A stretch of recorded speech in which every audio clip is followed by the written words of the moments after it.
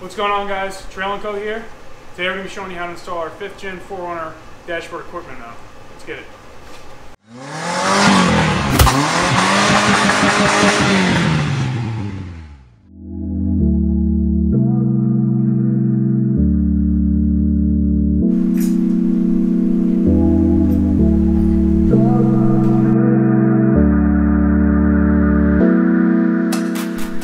What's up, guys?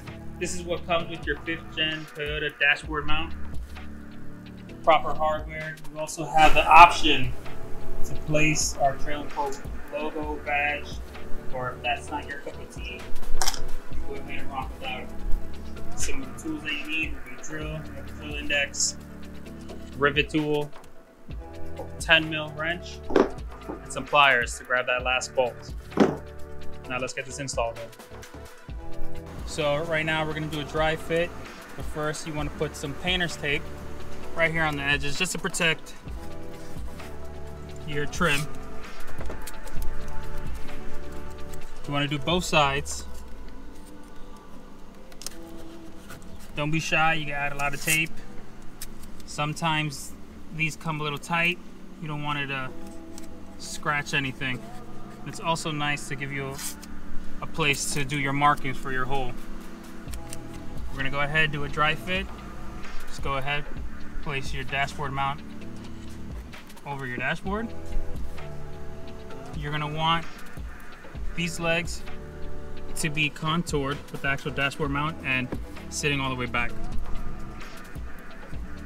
You go ahead, push down, get it to your liking, then you grab your marker, start marking your holes.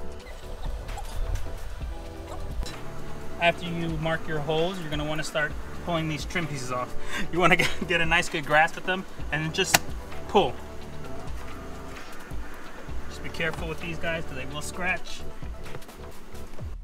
Alright, next step is you want to go ahead and grab both dials and pull gently. Shouldn't be that hard to take these bad boys out. Now, you could lay it down here, you could disconnect it, that's what we like to do. You just go ahead, grab a flathead, pull these two little tabs down, and it'll come straight out. It's not a necessary step, but you want to prevent anything from getting scratched. After removing those HVAC controls, you're going to want to remove these 4 bolts right here. 10mm with an extension will do.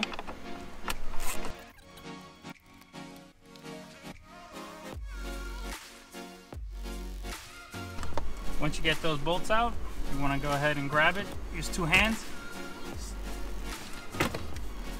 Do a few tugs in each corner.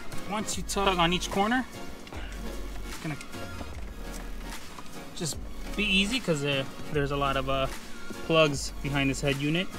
So you're going to want to protect the screen with your hand and use your other hand and unplug each one of these plugs so you can work on the bench. So this is an optional step.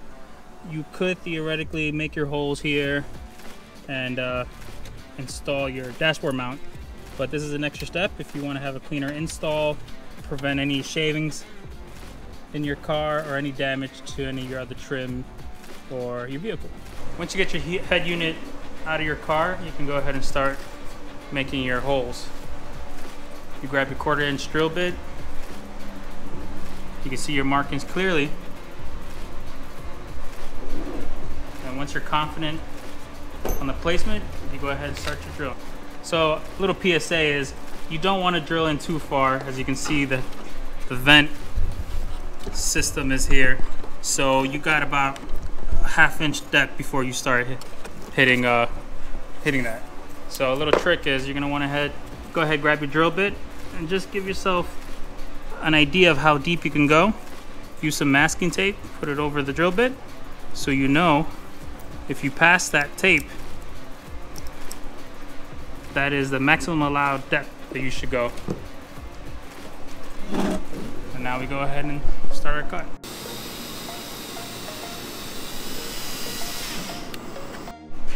Once you finish drilling all your holes, you go ahead, just remove your painter's tape. Once you finish drilling your holes, you're gonna notice a secondary piece of plastic there. That might cause a little issue when installing the bolt.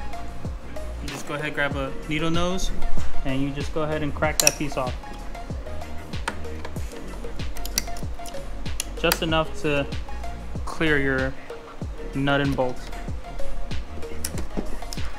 Once you pull that little tab out, you go ahead and start mounting your dashboard mount.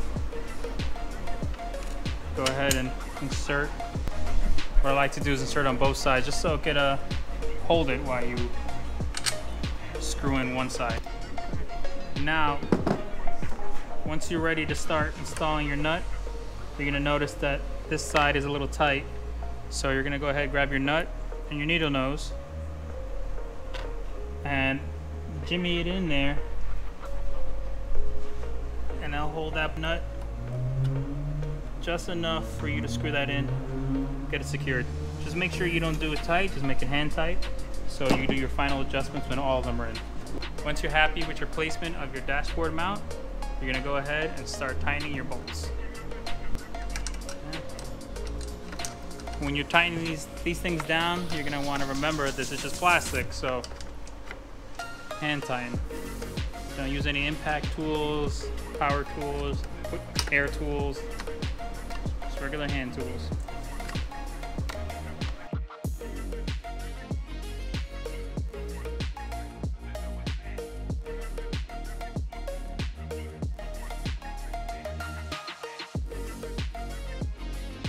Once you finish tightening everything down, get back into your car and do everything in reverse. Put your plugs back in.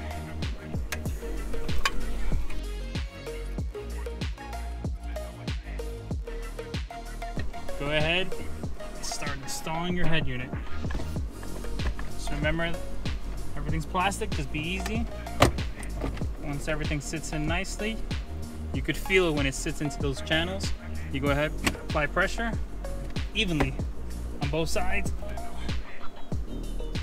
You might notice a little gap on one side. If that's the case, it's not a big deal. You go ahead, remove this, tweak this by pulling the legs out a little bit, or you might have torqued down the screws too tight, so you just go ahead and crack those open a little bit until it starts opening back up, and you fix your problem.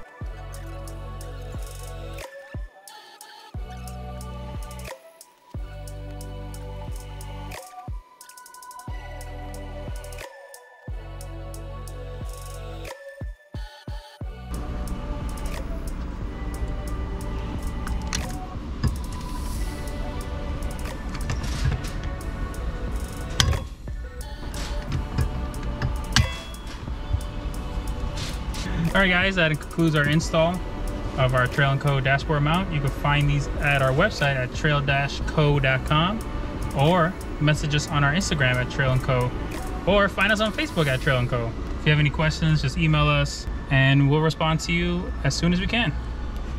Have a good one.